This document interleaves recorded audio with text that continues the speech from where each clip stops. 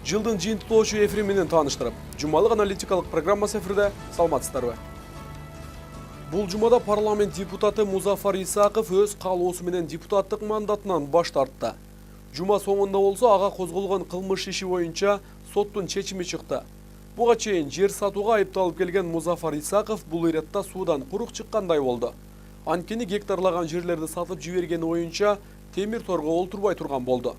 Жеңил жаза чыгарылып, 3 жылдык сыноо мөөнөтү менен коррупциялык иштерден кутула койду. Кыскасы жер сатып жеген акчалары аш болду да кетти. Үлүш жерлерин айыл өкмөткө тарттырып бергендер болсо эми кайрадан өлкөдөгү адилетсиздик башкарууга башын катырышып кала беришти. Айрымдары соттун кийинки инстанциясына даттанмай болду. Ал ортодо сот дагы бир жогорку кеңештин депутаты Аскарбек Шадиевдин сыртынан 10 жылга кести. 1 май райондук соту экс-депутат Аскарбек Шадиевдин мамлекеттин кызыкчылыгына каршы кызматтык абалын кыянаттык менен пайдаланган деп 9 жылга, чек-арадан мыйзамсыз өткөн деп 2 жылга эркинен ажыратты. Эки айыптоону кошуп, Шадиев үй мүлкүн камакка алуу менен 10 жылга күчөтүлгөн тартипте колонияга кести. Андан сырткары ага кылмыш жаза кодексинин кызматынан кыянаттык менен пайдалануу, мамлекеттик чек-араны мыйзамсыз өтүү жана криминалдык жол менен табылган каражатты мыйзамдаштыруу беренелери боюнча 3 иш козголгон. Бирок Шадиевге бул чечим кызык деле эмес. Ал сыртынан соттолгон эле болбосо, өзүн ээн эркин Америкада жай жашоосун улантууда. Жума ичиндеги окуялардын орчундуусуна көңүлүңүздөрдү бурам.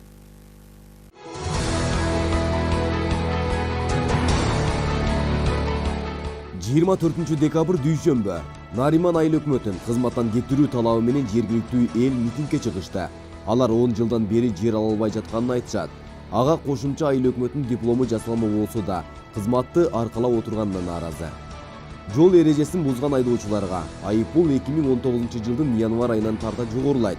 Төлөмдөр көбөйгөн учурда жол кырсыктары кыскарат деп максатталган. Түштүк регион боюнча ветеринардык диагностика жана экспертиза борбору соодагерлерден чогулткан акчалары мыйзамсыз, эрежеге ылайык монополияга каршы көзөмөл агенттиги менен макулдашуу болгон эмес. Түштүк региондагы мүмкүнчүлүгү чектелген балдардын ата-энелери өз арыз муңдарын айтып үн салышты. Бүгүнкү күндө коомдо майып балдарга болгон көз караш ата-энелерди капаландат. 25 декабрь шейшембе Баткен районунун Бүжүм айылында жергиликтүү бийлик менен элдин бир пикирге келе албагынан түнкү чырактар күйбөй турат. 4 жыл мурда демөөрчү тарабынан 120 кожолук жашаган Коңур Добутов көчөсүнө 48 дана түнкү чырактар орнотулган. Ошто өрт коопсуздугунун сактоо үчүн уюштурулган даярдыктар жарнама иретинде орун алууда. Мындай билдирүүнү базарда иштеген соодагерлер айтышат. Жогорку окуу жайлардагы мыкты окуган жана коомдук иштердеги жетишкен студенттер сыйланышты. 25 декабрь Кыргыз Республикасынын президенти Сооронбай Жээнбеков студенттерге президенттик стипендия тапшырды. 26 декабрь шаршембе тез жардам кызматындагы адистер болсо, атайын унаанын жетишсиздигинен кайрылууларга үлгүрбөй жатканын айтып кейишет. Ал эми министр 5 миллион 600 миң сомдук унаа гранттык акчага алынганын билдирген. Кыргызстанда декларациясын туура эмес толтуруп тапшырган 500дөн ашуун мамлекеттик кызматкер административдик жоопкерчиликке тартылды. Быйылкы кышка өкмөт көмүрдүн сатылышына белгилүү бир суммада ашпасын деген токтом чыгарган эмес. Андыктан ар кандай баада сатылууда. Ошентсе да сатуучулар кара алтындын наркы арзан, бирок кардарлар жок деп нааразы. Өлкөдө жаңы жылга карата балаттыга кайсы облус көбүрөөк каражат коротту? Шаарлардын бири-бирине билинбеген атаңдашуусу менен балатлардын бийиктиги жогорулап келет. 27 декабрь бейшембе экс-депутат Дамирбек Асылбек уулунун казак жаран экендиги боюнча чуулгандуу окуя аякта электе. Дагы бир сырдуу жагдайдын башы кылтыйда. Бишкек шаардык кеңешинин депутаты Жусупбек Коргонбай уулу орус жаран болуп чыкты. Кыргыз-Кытай чек арасындагы Торугар жана Эркештам көзөмөл өткөрүү жайлары жабылат. Бул туурасында чек ара кызматынан билдиришти. Маалыматта чек аранын жабылышы жаңы жыл майрамына карата Кытай тараптан демилгеленгендиги айтылат. Каржы пирамидасында элди алдагандарга сот чечими чыкпай жатат. Өткөн жылы Ош шаарында каржы пирамидасы менен алектенген 4 компанияга кылмыш иши козулган. Алар бир нече жаранды алдап, 300 миңдей доллар топтогон. 28 декабрь жума. Жаңырган жылда мамлекеттик карызды төлөөгө 28 миллиард 327 миллион сом бөлүү пландалып жатат. Бул тууралуу 2019 жылдын бюджети жана 2020-2021 жылдарга карата жасалган бюджеттин божомолунда белгиленген. Парламент Аида Салянова жазган мыйзамды четке какты. Эл өкүлү Исхак Пирматов өкмөттүн капчыгы жука болгондуктан долбоор ашуу ашпай калды деп сыпаттады. Ал эми Салянова муну өч алуу катары баалады. Ош шаардык ветеринардык инспекциясынын 18 кызматкери жумуштан кол жуушта. Ушул жылдын июль айында лабораториялык борборлорду оптимизациялоо үчүн инспекциядагы кадрлардын санын кыскартуу демилгеси көтөрүлгөн. Жаңы жылдык майрамда бир топ кызматтар күчөтүлгөн тартипте иш алып барышат. Мисалга өрт өчүрүүчүлөргө бул күнү чакыруулар демейдигиден көп болот. Адистер алдын ала тилсиз жоодон сак болууга чакырык жасоодо.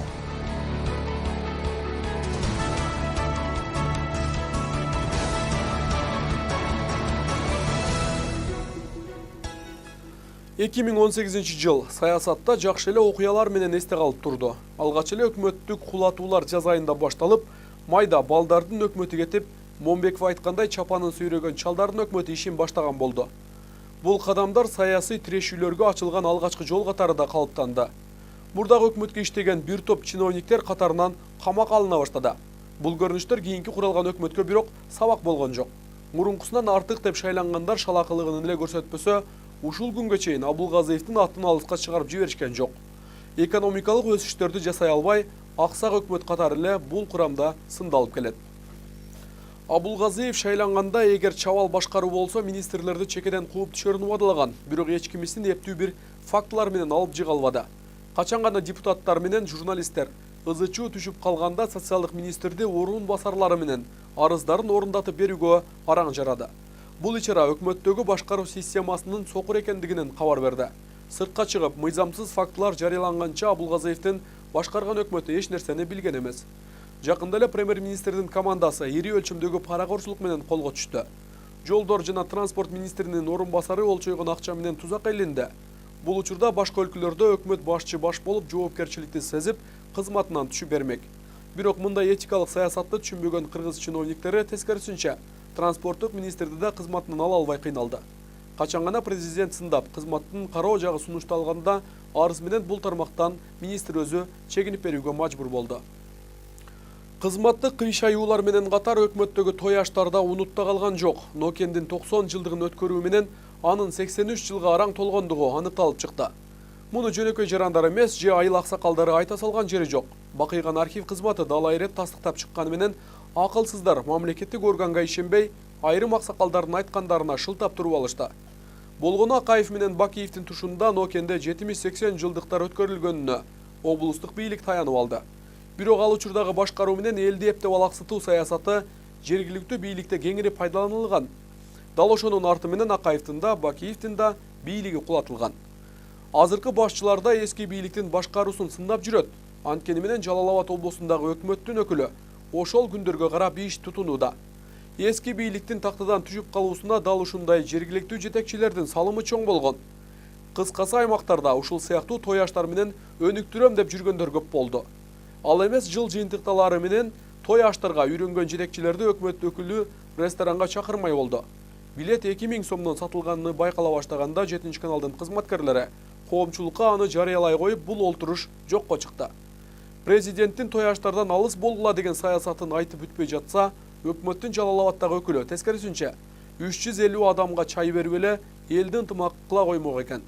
Ага эл келсе мейли эле. Жалаң кызматта иштегендер 2000 сомдон билет алып кирери белгилүү болгон. Эл менен активдердин айырмасына айрым башчылар дагы да жете электиги бир аз өкүндүрүп жүрөт. Кыскасы азыркы аткаминерлердин айтып өткүс окуялары аныкталганы менен аларга жоопкерчилик солгун болууда. Бир жыл ичинде болуп өткөн окуялар кийинки материалда тизмектелди. Балдардын өкмөтү бат эле кетти, чапанын сүйрөгөн чалдардын өкмөтү келиптир. Кыргыз өкмөтүнүн бир жылдык жумушунда тилекке каршы коомчулук күткөндөй деңгээлде реформалар орун алып, алкыш айтылып кеткен жери жок. Өкмөт куралганда эле кадрдык курамы менен, ал курамдын курагы да сынга алынган. Жаңы өкмөт деп жакшы сөз айтайын десем, жалаң эле буу өкмөт келиптир. Анан бир эки сөз айтайын. Эми сиздин негизги максатыңыз бул өлкөнүн экономика тармагы. Сиз биринчи вице-премьериңиз строитель экен, экинчиси милиционер экен, үчүнчүсү географ, төртүнчүсү тарыхчы, экономиканы кантип эбин табасыз? Мындай өзгөрүүлөрдү сезбеген болсок, анда коштошуу мен ойлойм кыйынчылык кете турбайт. Өкмөт башчысы жумушун баштаганда эле экономикалык өсүүлөр убада кылынган болчу. Бирок алгач элден акча чогултууга кам көрүлүп, атайын эсеп ачууга жан үрөй баштаган. Бирок кийинчерээк бул маселе да ачык бойдон калдөңдөнөт. Өз каалоосу менен ушул мамлекетке жардам беребиз дегендер да бар. Ошого өзүнчө счет ачып берсеңер деп, аны биз ачып атабыз. 1 жыл ичинде социалдык коргоо министрлигинде министр канча жолу чет өлкөгө чыкты? Акчаны элден эмес министрлер кабинетиндеги жемкорлукту кыскартуу менен топтоо керектигин айткандардын сөзү туура экенин социалдык өнүгүү министрлигиндеги фактылар так көрсөткөндөй болду. Жогорку кеңештин депутаты Айда Касымалиева бул министрликтеги жетекчилердин мамлекеттин эсебинен дүйнө кезип жүргөнүн ачыктады. Натыйжада министр айым жана орун басарлары кызматынан кол жууганы белгилүү. Швейцария июнь 2017 жыл министр, АКШ Америкадан Аргентинага учуу, Санкт-Петербург, Лондон, Турин, Италия. Урматтуу министр, бүгүн сиз Болгарияга кетип атасыз, Я очень была расстроена этой ситуацией. Барбай калдыңызбы? 2017 жылдын 6-9 ноябрь күндөрү АКШда өткөн инновация аркылуу туруктуу ишенимге жетишүү деп аталган 3-глобалдык симпозиумга катышкан. 2017 жылдын 13-15 ноябрь күндөрү Аргентинага барып, балдарды иштетүүгө каршы күрөшүү боюнча 4-дүйнөлүк конференцияга катышкан. Өкмөт каршылык көрсөтүп, уруксат берүүдөн баш тартканына карабай, 2017 жылдын 16-18 ноябрь күндөрү Россиянын Санкт-Петербург шаарына кетип калган. Ал жакта КМШ өлкөлөрдүн калкынын социалдык жактан коргоо, миграция жана эмгек боюнча консультациялык кеңештин 30-мааракелик жыйынына катышкан. Ал эми Сеулдагы учакта чуу салып, коомго таанылган орун басары Зуракан Каденовадагы дипломатиялык паспортту жеке өзүнүн керегине пайдаланып жүргөндүгү белгилүү болду. Ал 2017 жылдын 24-27 апрелинде дип паспортту колдонуп, Ирандын Тегаран шаарына барып келген. Мындан сырткары эмгек өргүү учурунда окуу программасына катышып, Түштүк Кореянын Сеул шаарына 2-сентябрдан 22 сентябрына чейин жүргөн. Мындан сырткары прокуратура министрликтин жетекчилери 2017 жылдан ушул жылдын сентябрь айына чейин 26 жолу чет өлкөгө иш сапарына чыккандыгын ачыктады. Алар министр Талайгүл Исакунова 9 жолу чет мамлекетке барган. Улуу Британия, Кытай, Россияга 2 жолудан барып, АКШ, Швейцария, Сауд Аравиясы, Литва мамлекеттеринде болгон. Жыл негизинен тояш маарекелерине бай болгону талассыз. Көчмөндөр оюну жогорку деңгээлде өткөрүлгөнүн айткандар басымдуулук кылды. Анда премьер-министр англис тилинде куттуктоо сөзүн сүйлөгөнү менен эсте калды. А бирок Бишкектин мэри болсо кыргыз тилин бир аз үйрөнүүгө муктаждыгын көрсөткөндөй болду. The historical development of the Kyrgyz nation. Курман разы болсун, кабыл болсун.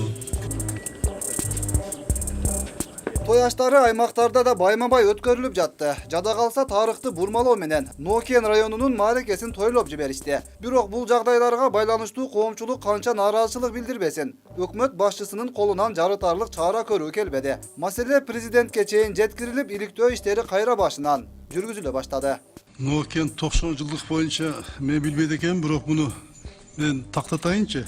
Бирок эми мен деле ачык айтканда 85 жылдык, 80 жыл, 90 жылдык өткөн тойлорго чынында каршымын. Эми өткөзсө.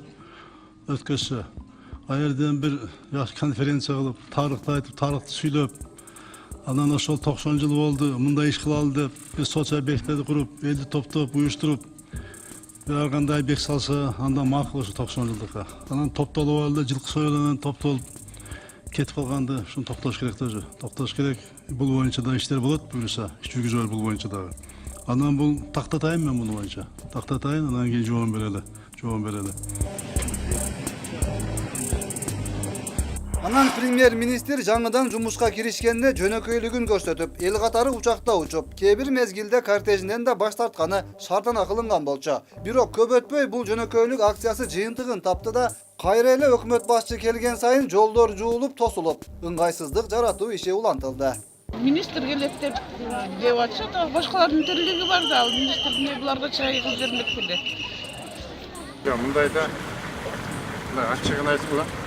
Аймактарды өнүктүрүү жылында айыл жерлериндеги маселелер чечилип кетпегени да айтылып турду. Таза суу, жолдор, балдар бакчасы жана билим уяларына болгон муктаждык негизги маселелерден болуп кала бермекчи. Мындай көйгөйлөрдүн ачык айтылышын каалабаган премьер-министрдин телеоператорго жасаган чектөөсү да коомчулукка тарады. Албетте бул көрүнүштөр өкмөткө абийир алып келген жок.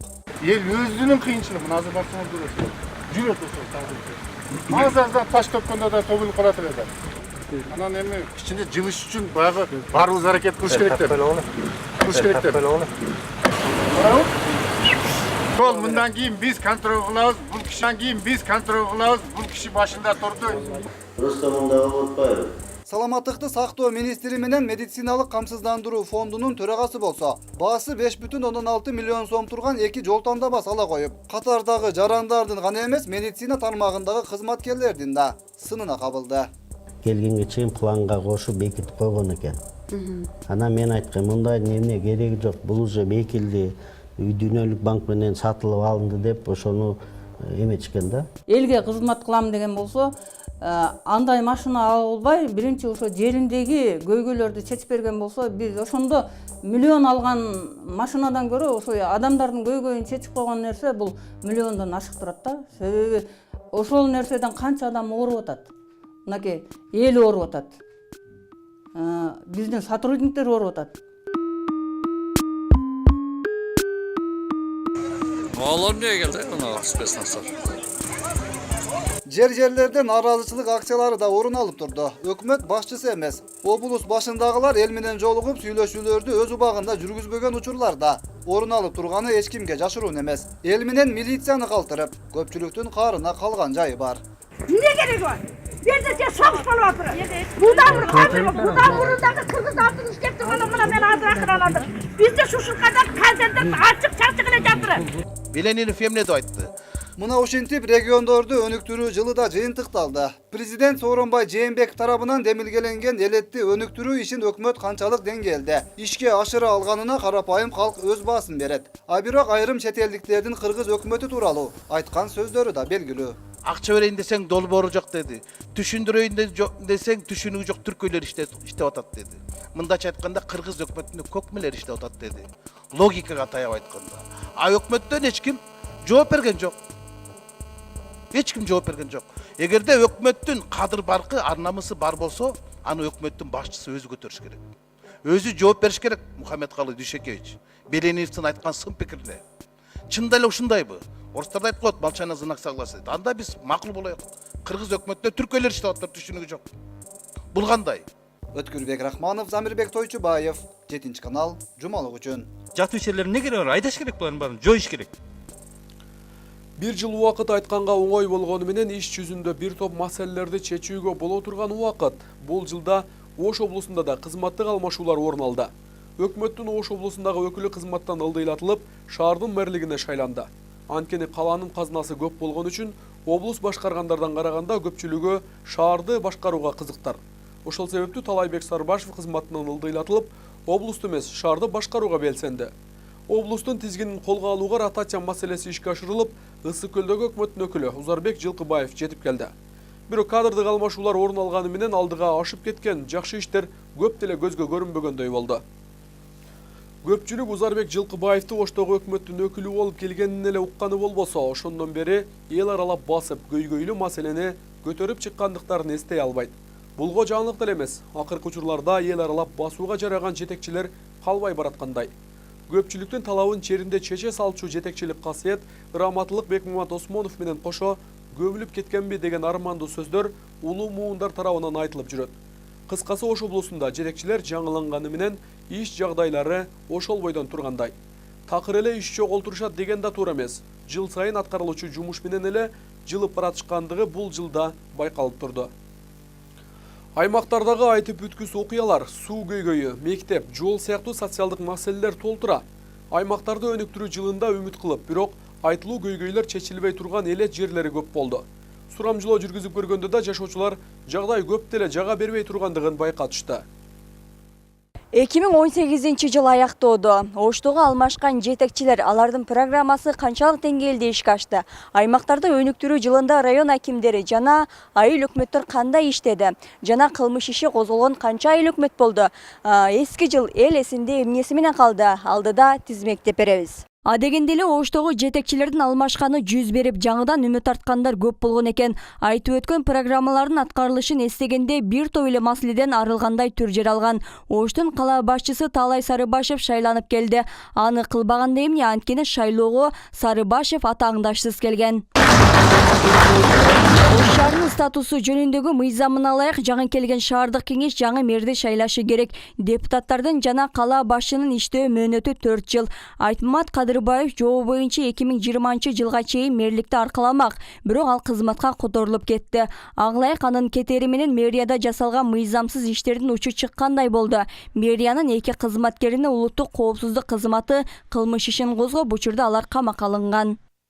Убакыттын тардыгыбы же солгун жүргөн аракетпи айтор элдин күткөн жыйынтыгын бербептир. Бир топ эле иштерди жасагандай болду. Жыйынтыктай келгенде шаардагы жол тыгыны, санитардык абал, бала бакчалардын жетишсиздиги, мектептеги балдардын таар жерде билим алуусу сыяктуу маселе ордунан козголбоду. Биринчиси шаарда калктын саламаттыгы үчүн, анан тазалык, тартип маселеси. Мына 3 жагынан алганда тең бир топ көйгөйлөр бар да. Тазалык маселесине келсек эми мына санэпидстанциянын дагы жакшы иштебегендиги байкалат. Мына силерге окшогон журналисттер изилдеп таап атат. Жөнөкөй эле жарандык активисттер, мисалы кафе, ресторандардагы антисанитария, ушунчалык булганыч, баягы тамактардын даярдалышы боюнча дагы тиешелүү талаптардын аткарылбагандыгы. Тартип маселесине келсек, шаардагы мына жол тыгындары, андан сырткары мына көчөнүн ар жеринде коюлуп аткан автотранспорттордагы бул калкка аябай терс таасирин тийгизип атат. Мына ушул багытта иштер жүрүш керек эле да. Каладагы кадрдык өзгөрүүлөрдүн болгону менен иштеги өзгөрүү байкалган жок. Облустагы жагдайдагы кем калышпады. Облусту башкарып турган Таалай Сарыбашевдин ордуна Узарбек Жылкыбаев дайындалып келди. Аймактарды өнүктүрүү жылын купулга толбогон жагдайда узатып баратышат.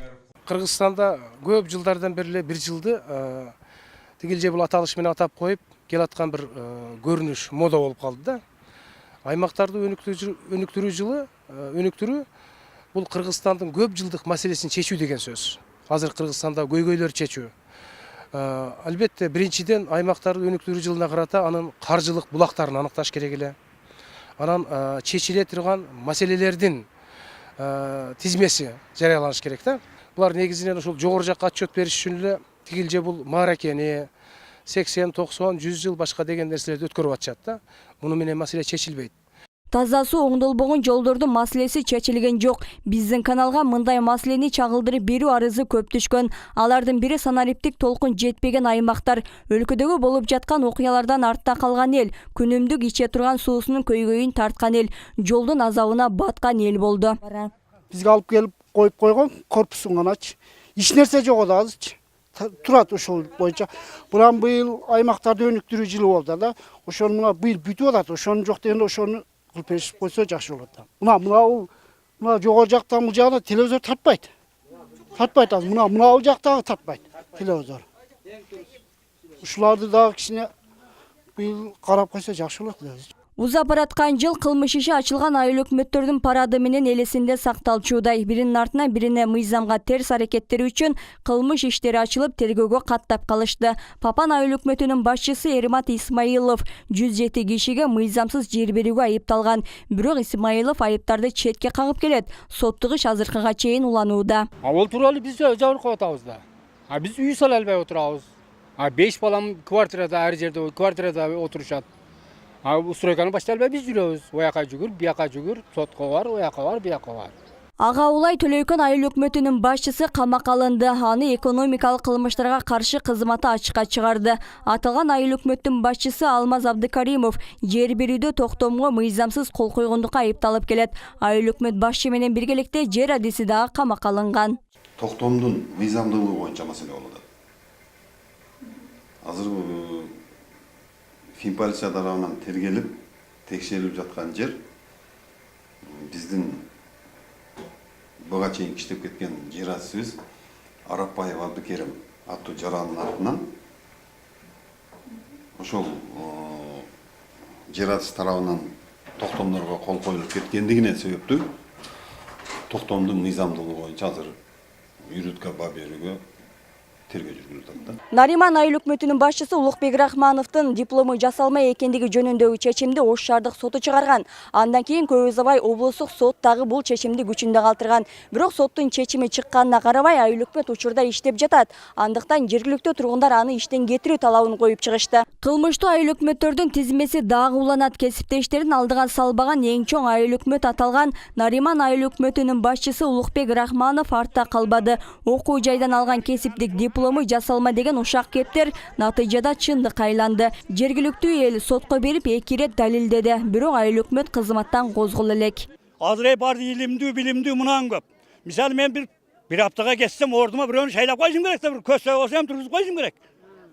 Жоопкерчиликтүү. Анан бир күнү келсең, бул паланча, бул ардыкы ушундай. Бирөө бир ишиң менен зары биз 100 сом, 200 сом менен келебиз, тоодон, Лангардан келем мен. Келип, мына ишти бүтпөй калдым, мына десең, ол дейт, ооруп атат, же окууга кетти, же отпускада. Отпускага кетсе, ордуна бир айкал тургузуп койбойсуңар дедим акыры, жаның чыкканда. Эмне кыласың, биз эмне жиндибизби 200 сомдон 400 сом жол кирагыл кете беребиз. Рахмановдун мыйзамды сыйлабаган аракети элдин толкунун пайда кылды. Ушул апта 8 айылдын тургуну митингге чыгып, аны кызматтан кетирүү талабын коюшту. Соттун чечими чыгып, 1 ай болду чыкканда. Чыгып, кетсин десе, дагы эле кетпей отурат мынантип. Бул кетире Кыргызстанда мыйзам барбы, жокпу? Не кетем силер кеттесиңер кете бере билет. Булар силер 200 адам, 150 адам, 100 адам чече албайсыңар, билип алгыла. Ага улай Ноокат району Мирмахмутов айыл өкмөтү дагы өз элине ылдык көрсөткөнү ачыкталды. Курал менен коркутуп, жерин тартып алуу аракетин көрөт деп айыптап чыгышты. Бизге мамлекет тарабынан рухсат менен газотравматический пистолет берилген. Айыл өкмөттөрдүн ишмердүүлүгүнө кылмыш иши козголгон жагдайлары боюнча жыйынтык чыгарса болчудай. Талдоочулардын пикиринде кызматка дайындалган. Анын ичинде район акимдери, айыл башчы өкмөттөр кылмыштуу топтордун таасиринде келгенин себеп кылышат. Кадрдык тандоодо тыкыр көңүл бурулмайын, кылмыштуу айыл өкмөттөрдүн тизмеси дагы узарат дешет. Татыктуу адамдар бийликке келмей сайын бул маселе чечилбейт да. Себеби кандай гана маселе болбосун, ар ким өзүнүн деңгээлине жараша функционалдык ыйгар укук милдеттерине ылайык ишти менен алек болбосо, бүгүнкү күндөгү азыркындай көрүнүш 2019-жылда дагы кайталана бериши мүмкүн. Себеби акимдерибиз эмне иш аттарды аткарыш керек. Айыл өкмөт эмне иш аткарыш керек. Райондук жетекчилер кандай? Алардын жоопкерчиликтерин өкмөт карамай сайын азыркындай эртең менен келет, абетке чейин отурат, абеттен интернет көрөт, анан кийин аш кудайларга барып Куран окуган жерлерге бата кылат, ушинтип эле кечкирип убакыт өтөт. Уза бараткан жыл облуста жана шаарда экономиканы өнүктүргөн же каланын өсүшүнө багытталган курулуш иштери аз дешет. Аймактарды өнүктүрүү жылында жасалбаган иштер кийинки жылда деле калыбында калат деген негизде. Мисалы мына Оштун Ак Тилек деген рестораны бар, азыр атын эсимен чыгып калды. Барсаңыз обл администрация, мэриянын адамдары ар күнү ошол жерде Куран окутат, бардык абетти ошол жерде. Ушинтип эле алектенип күнүмдүк 8 сааттык иш убактысын ушундай аш кудайларда болбогон иш чаралар менен өткөрүп атат. Эгерде дагы 2019-жылы дагы ушундай эле темпте кете бере турган болсо, элдин ичинде нараачылык мындан да күчөп кетиши мүмкүн. Социалдык жарылуу болушу мүмкүн. Ошондуктан азыркы бийлик өзүнүн жоопкерчилигин сезип, биздин элге жумушчу орундар түзгөнгө аракет кылыш керек. 2018-жылда коомчулук эсинде калган жагдайлары, жасалчу иштен арткан үмүттөрү, келечектеги ою менен бөлүштү. Илгерки бири бүтпөйтүр. Ушуну бир оңдоп койсо болду эле. Башкасы тозалыклар алдыңга нисбатан аз гана, лекин 100% демеймин. Şu 60-70% өзгөргөн. Мемлекеттен үйлөр курулду. Аны губернатор куруп атабы же частный лицолор куруп атабы, мен аны билбейт экенмин. Аймактарда иштер жасалбады деп так кесе айтууга мүмкүн эмес, бирок алдыда дагы жасалчу жана чечилчү маселе көп. 7-канал Ош шаарындагы жана Оштогу болгон иштер менен коомчулуктун пикири аркылуу чагылдырууга аракеттенди. Андыктан кийинки жылы элдин көкүрөк өйгөн маселесинин чечилүүсүнөн дале болсо үмүт артып турабыз. Гүлшайыр Талантбек кызы, Аскар Маматисаков, 7-канал Ош шаары, жумалык үчүн. Сузак райондук соту 28 декабрда Музафар Исаковду 7 жылга 3 жылдык сунак мөөнөтү менен шарттуу кесип, 5 жылдык мөөнөткө мамлекеттик кызматтарга иштөөгө укугунан ажыратты. Экс-депутат менен чогуу айыпталган райондук архитектура кызматынын 3 кызматкери жана Ташбулак айыл өкмөтүнүн кызматкерлери да шарттуу кесилген. Ал эми мамлекеттик каттоо кызматынын өкүлдөрүнө эч кандай чара көрүлгөн эмес. Буга чейин соттук олтурумда прокурор Исаковдун үй мүлкүн мамлекетке чигерүү менен аны 12 жылга эркинен ажыратуу жана сот залынан камакка алынуу өтүнгөн. Башкы прокуратура Музафар Исаковго 2017 жылы кылмыш жаза кодексинин коррупция беренесинин негизинде кылмыш ишин козгогон. Ага Жалал Абад облусунун Сузак районундагы Ташбулак айыл өкмөтүнүн башчысы болуп турганда 315 мыйзамсыз токтом чыгарган деген айып коюлган.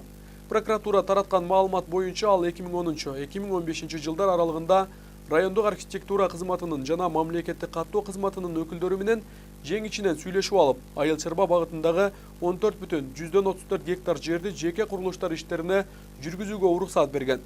Тергөөдө жарандар жер тилкелерин $1,500 $3,000 АКШ долларына чейин сатып алышкандыктарын билдиришкен. Исаков менен кошо дагы 8 адамга кылмыш иши ачылган. Ишти Сузак райондук соту карады. Борбордук шайлоо комиссиясы 26 декабрда Исаковдун жазган өз арызынын негизинде аны депутаттык мандатынан ажыратып койгон. Музафар Исаков Ташбулак айыл өкмөтүн жетектеп турган учурда 7 канал бир канча жолу иликтөөлөрүн жүргүзгөн. Анда айыл өкмөтү жер чири боюнча бир катар материалдары коомчулукка чагылдырылып келген. Бул окуяга тийиштүү кызматтар чарасын өз убагында көргөн эмес. Эми гана айыбы далилденип, чечим чыгарылды. Бирок коррупцияга айыпталганы менен жаза жеңил кылмыштарга ылайыкташып калды. Бул коомчулукта кызуу талкууга жем таштады.